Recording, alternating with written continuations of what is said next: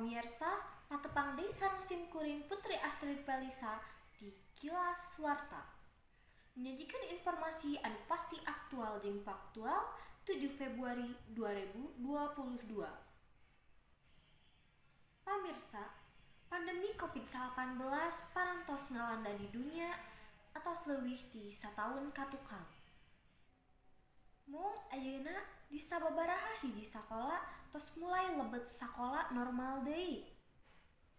Ieu aya pangaruhna kana kagiatan diajar ngajar.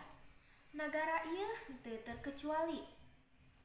Saprak pertengahan Maret, kagiatan diajar online parantos janten pilihan pikeun Menteri Pendidikan sareng Budaya pikeun nyegah penyebaran COVID-19 supaya henteu nyebar.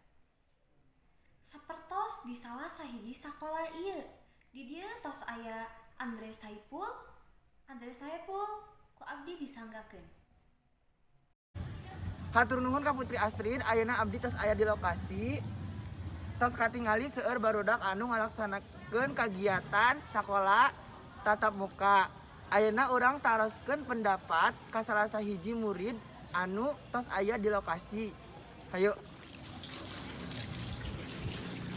Ayeuna abdi bade naros kasih teteh kumaha sistem protokol kesehatan di dieu ketat atawa henteu.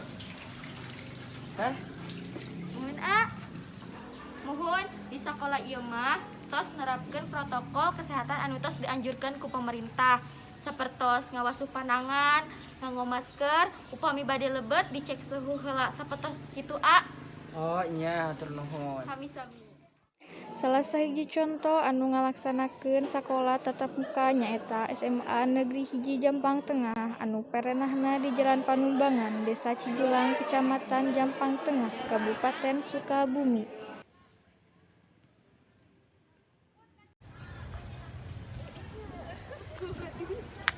Hapunten teh, abdi bade naros, sareng teteh saha? Teh Nopi, Regeitsa, Abdi bade naros, naon perbedaanna kegiatan sekolah tatap muka sareng sekolah online?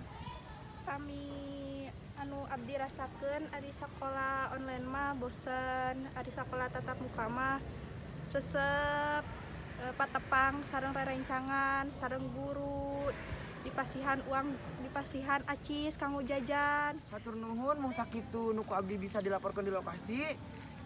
Nyanggakeun ka Putri Astrid di studio. Hatur nuhun Andre Saiful informasina.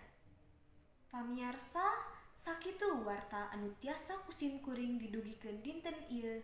Simkuring Putri Astrid Pelisa permios undur diri wilujeng siang.